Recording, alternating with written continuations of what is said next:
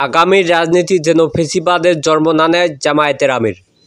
বাংলাদেশে আগামী দিনের রাজনীতিতে যেন সচ্ছল ও সুন্দর হয় এবং নতুন কোনো ফ্যাসিবাদের জন্ম না নেয়, সে বিষয়ে সবাইকে সচেতন থাকার আহ্বান জানিয়েছেন জামায়াতের আমির ডক্টর শফিকুর রহমান।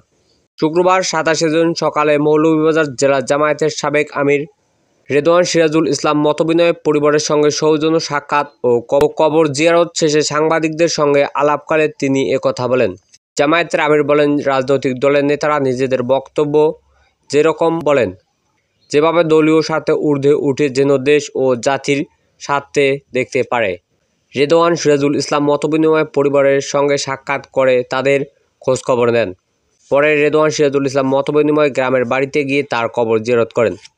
এ সময় উপস্থিত ছিলেন জামায়াতের কেন্দ্রীয় সহকারী সেক্রেটারি জেনারেল অ্যাডভোকেট এনামুল মাহবুব জুবায়েদ, জেলা জামায়াতের আমির ইঞ্জিনিয়ার শাহের আলী, সাবেক জেলা আমির ও সেক্রেটারি মজলিসের শুরা সদস্য আব্দুল মান্নান, জেলা সেক্রেটারি মোহাম্মদ ইয়ামিন আলী।